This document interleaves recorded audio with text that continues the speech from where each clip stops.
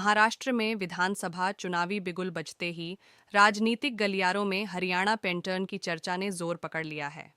इस बार विदर्भ क्षेत्र के 62 विधानसभा क्षेत्रों में बड़ी संख्या में निर्दलीय उम्मीदवार मैदान में हैं, जो मतदाताओं का समीकरण बिगाड़ सकते हैं। चिखली, कारंजा, वाशीम, बडनेरा, अचलपुर, उमरखेड़ जैसे क्षेत्रों में निर्दलीय उम्मीदवारों की संख्या में बड़ा इजाफा हुआ है। 2019 में जहां इन सीटों पर केवल 4 से 5 निर्दलीय उम्मीदवार थे, वहीं 2024 में इनकी संख्या 30 से 35 तक पहुंच गई है। इस बढ़ती संख्या से राजनीतिक विश्लेषकों का मानना है कि महाराष्ट्र में भी हरियाणा पैटर्न को दोहराने की कोशिश की जा रही है, जिसमें निर्दलीय उम्मीदवारों के जरिए सत्ता समीकरण साधने की रणनीति होती है।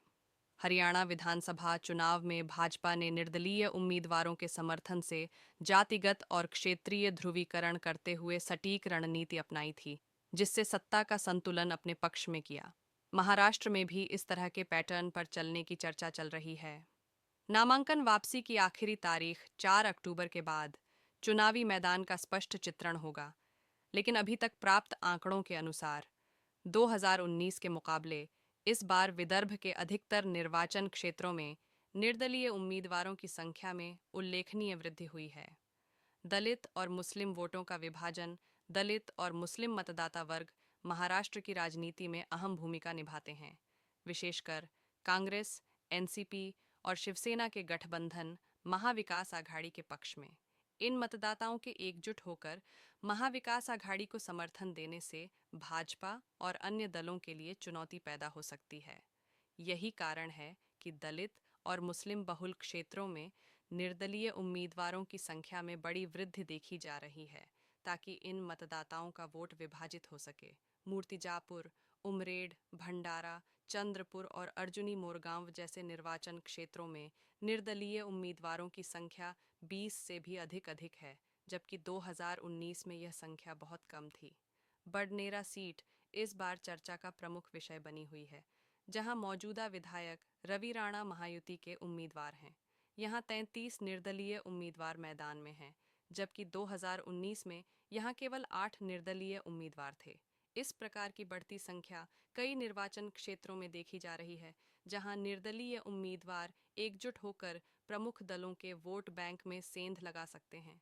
भाजपा की रणनीति। राजनीतिक विश्लेषण के अनुसार भाजपा ने चुनाव से पहले कई सर्वेक्षणों के माध्यम से अपनी संभावनाओं का आकलन किया था, और जिन निर्वाचन क्षेत्रों में उसे चुनौती दिखाई दी, वहां अधिक निर्दलीय उम्मीदवारों को मैदान में उतारने पर जोर दिया। इन उम्मीदवारों के जरिए जातीय और धार्मिक ध्रुवीकरण का लाभ उठाकर अपने लिए अनुकूल स्थिति बनाने का प्रयास किया जा रहा है। नागपुर के प्रमुख मुस्लिम बहुल क्षेत्रों जैसे मध्य नागपुर, यवतमाल, चिखली और मलकापुर में निर्दलीय मुस्लिम उम्मीदवारों की संख्या में बड़ा इजाफा हुआ है। यह रणनीति संभावित मतदाताओं का समर्थन तोड़ने और महाविकास आघाड़ी के वोट बैंक में कमी लाने की कोशिश की तरह है। चुनावी नतीजों पर प्रभाव डाल सकते हैं। निर्दलीय इस बार निर्दलीय उम्मीदवारों की बड़ी संख्या ने महाराष्ट्र चुनाव को रोमांचक बना दिया है।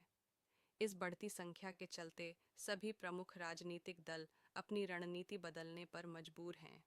यदि निर्दलीय उम्मीदवार वोट विभाजित करने में सफल होते हैं, तो यह महाराष्ट्र चुनाव में निर्णायक भूमिका निभा सकते हैं। महाराष्ट्र विधानसभा चुनाव के लिए सोमवार को नामांकन वापस लेने की प्रक्रिया समाप्त होने से कोल्हापुर उत्तर सीट पर कांग्रेस को निराशा हाथ लगी, क्योंकि उसकी उम्मीदवार मधुरिमा राजे छत्रपति ने अपना नाम वापस ले लिया, जबकि भाजपा मुंबई के बोरीवली से गोपाल शेट्टी को मनाने में सफल रही। महायुति के लिए हालांकि सिर दर्द बरकरार रहा, क्योंकि मुंबई के माहिम विधानसभा क्षेत्र से शिवसेना उम्मीदवार सदा सरवणकर ने पार्टी नेतृत्व के दबाव के बावजूद अपना नाम वापस लेने से इनकार कर दिया। उनका मुकाबला महाराष्ट्र नवनिर्माण सेना मन से प्रमुख राज ठाकरे के बेटे अमित ठाकरे से होगा। ठाकरे को भाजपा का समर्थन हासिल है, जो एकनाथ शिंदे के नेतृत्व वाली शिवसेना और अजित पवार की राष्ट्रवादी कांग्रेस पार्टी के साथ सत्तारूढ़ महायुति में एक घटक है। कोल्हापुर में सतेज पाटिल ने मधुरिमा राजे छत्रपति के दौड़ से बाहर होने पर निराशा व्यक्त की। उनके नाम वापस लेने से कांग्रेस पश्चिमी महाराष्ट्र के अपने गढ़ों में से एक में प्रतिनिधित्व के बिना रह गई। नाराज पाटिल ने कहा, अगर उनमें साहस नहीं था तो उन्हें चुनाव नहीं लड़ना चाहिए था। मैं अपनी ताकत दिखा देता। यह झटका तब लगा जब कांग्रेस ने इस सीट पर अपने पूर्व उम्मीदवार पूर्व पार्षद राजेश लाटकर को बदल दिया और उन्हें नामांकित किया, क्योंकि पार्टी कार्यालय में पूर्व पार्षद के विरोधियों द्वारा तोड़फोड़ की गई थी।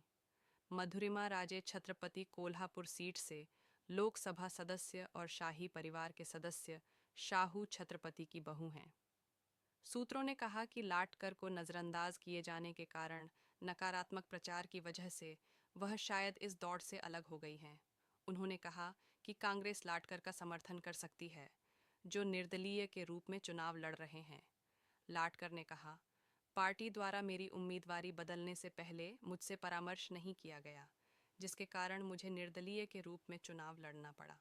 अहिल्यानगर के श्रीगोंडा विधानसभा सीट से भारतीय जनता पार्टी की आधिकारिक उम्मीदवार प्रतिभा पांचपुते, जो मौजूदा विधायक बबन राव पांचपुते की पत्नी हैं, ने अपना नामांकन वापस ले लिया और अपने बेटे विक्रम सिंह पांचपुते की ओर से एबी फॉर्म दाखिल किया।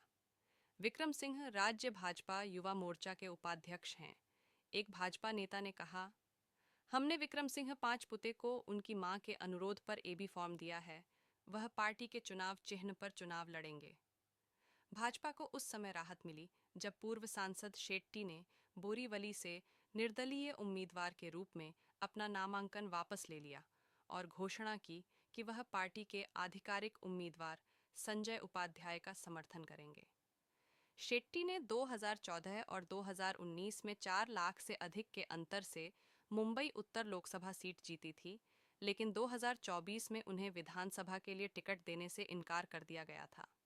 शेट्टी ने यह दावा करते हुए बगावत कर दी थी कि भाजपा के लिए सबसे सुरक्षित सीटों में से एक, इस सीट पर पिछले कई वर्षों से बाहरी उम्मीदवारों को टिकट दिया जा रहा है, जबकि स्थानीय पार्टी कार्यकर्ताओं की अनदेखी की जा रही है। उन्होंने जमीनी स्तर के कार्यकर्ताओं के साथ नेतृत्व की संवादहीनता पर भी चिंता जताई थी। भाजपा पुणे जिले की चिंचवाड़ सीट से बाकी नाना कांटे को मनाने में भी कामयाब रही, जिससे पार्टी के आधिकारिक उम्मीदवार शंकर जगताप का इस सीट पर राकांपा शरदचंद्र पवार के राहुल कलाटे के खिलाफ सीधे मुकाबले का रास्ता साफ हो गया है। अहिल्यानगर जिले की शिरडी सीट पर भाजपा उम्मीदवार और राज्य के राजस्व मंत्री राधाकृष्ण विखे पाटिल अपने पार्टी सहयोगी राजेंद्र पिपाड़ा को चुनाव न लड़ने के लिए राजी नहीं कर सके। विखे पाटिल की खुलेआम आलोचना करने वाले पिपाड़ा ने उप मुख्यमंत्री देवेंद्र फडणवीस से बातचीत के बाद भी अपना रुख नहीं बदला। कांग्रेस के मुख्तार शेख ने पुणे के कस्बा पेठ विधानसभा क्षेत्र से नामांकन वापस ले लिया और पार्टी के आधिकारिक उम्मीदवार रविंद्र धांगेकर को समर्थन देने की घोषणा की। पार्टी पदाधिकारियों ने बताया कि सोमवार को कांग्रेस के 7 बागी नेताओं ने अपना नाम वापस ले लिया। इनमें नासिक सेंट्रल से हेमलता पाटिल, भायखला से मधु चौहान और नंदुरबार से विश्वनाथ वाल्वी शामिल हैं। देवलाली से शिवसेना उम्मीदवार राजश्री अहेराव और डिंडोरी, जिला नासिक से धनराज महाले, जो अपने एबी फॉर्म, पार्टी से मिलने वाला आवश्यक चुनाव दस्तावेज को विशेष विमान से भेजे जाने के बाद सुर्खियों में आए थे, ने भी अपना नामांकन वापस ले लिया।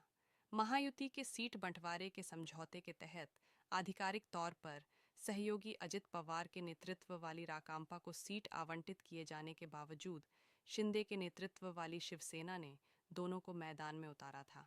महाराष्ट्र में मराठा आरक्षण के आंदोलन के नेता मनोज जरांगे पाटिल ने विधानसभा चुनाव से दूरी बना ली है। उन्होंने साफ कर दिया है कि महाराष्ट्र के विधानसभा चुनाव के दौरान वे किसी भी पार्टी या उम्मीदवार का समर्थन नहीं करेंगे। इसके साथ ही उन्होंने अपने समर्थकों से चुनावी दौड़ से हट जाने को भी कहा है। पाटिल ने कहा कि मराठा समाज खुद तय करेगा कि उसे किस पार्टी या उम्मीदवार का समर्थन करना है। पाटिल के विधानसभा चुनाव से दूरी बनाने के बाद इस बात पर सबकी निगाहें लगी हुई हैं कि आखिरकार इसका सियासी फायदा किसी राजनीतिक दल को होने वाला है। सियासी जानकारों का मानना है कि राज्य में तीसरा मजबूत गठबंधन न बनने की स्थिति में महाविकास अघाड़ी गठबंधन ने राहत की सांस ली है, जबकि सत्तारूढ़ महायुति के लिए चुनावी जंग और मुश्किल हो सकती है। मराठा समाज खुद करेगा समर्थन का फैसला। महाराष्ट्र के जालना जिले में अपने समर्थकों की बैठक के दौरान मराठा आरक्षण आंदोलन के नेता मनोज जरांगे पाटिल ने विधानसभा चुनाव से दूरी बनाने का फैसला किया। उन्होंने कहा कि एक समाज के रूप में हम अब भी चुनावी जीत हासिल नहीं कर सकते। ऐसे में मराठा समाज खुद इस बात का फैसला लेगा कि उसे किस पार्टी या उम्मीदवार को समर्थन देना है। पाटिल ने कहा कि लोकसभा चुनाव के दौरान 400 पार का नारा देख देने वालों का क्या हाल हुआ है, ये सभी ने देखा है। ऐसे में मराठा समाज के लोगों को अपनी लाइन खुद तय कर लेनी चाहिए। सियासी दबाव से पाटिल का इनकार। पाटिल के इस बयान का बड़ा सियासी मतलब निकाला जा रहा है। जानकारों का करना है कि उन्होंने इशारों में अपनी बात साफ कर दी है। उन्होंने कहा कि हमने दलित और मुस्लिम समुदाय से उम्मीदवारों की सूची मांगी थी, मगर वह सूची हमें नहीं मिल सकी। इसीलिए हमने चुनाव में कोई भी उम्मीदवार न उतारने का फैसला किया है। हमने यह फैसला किसी सियासी दबाव में नहीं लिया है। महाराष्ट्र के कद्दावर नेता और एनसीपी प्रमुख शरद पवार ने पाटिल के इस ऐलान को सही समय पर लिया गया फैसला बताया है। एमवीए को फायदा मिलने की उम्मीद। महाराष्ट्र की सियासत में जरांगे के आरक्षण आंदोलन का काफी असर दिखा है। पिछले कुछ महीनों के दौरान मराठों को अलग आरक्षण देने की मांग को लेकर पाटिल ने कई बार भूख हड़ताल की है। इस संवेदनशील मुद्दे पर विभिन्न राजनीतिक दलों का भी उन्हें समर्थन मिलता रहा है। अपने आंदोलन के दौरान वे शिंदे सरकार पर निशाना साधते रहे हैं। सियासी जानकारों का कहना है कि चुनाव से उनके दूरी बनाने से विपक्षी महागठबंधन एमवीए को फायदा मिलने की उम्मीद है। उद्धव ठाकरे की शिवसेना और शरद पवार की एनसीपी को मराठवाड़ा और पश्चिम महाराष्ट्र में अब खुला मैदान मिल गया है। पश्चिम महाराष्ट्र में 70 और मराठवाड़ा में विधानसभा की 46 सीटें हैं। जरांगे के उम्मीदवारों के होने की स्थिति में मराठा, दलित और मुस्लिम मतदाताओं में बंटवारे की आशंका जताई जा रही थी, जिससे महायुति को फायदा मिल सकता था। अब उनके यू टर्न लेने से बड़ा सियासी असर पड़ने की संभावना जताई जा रही है।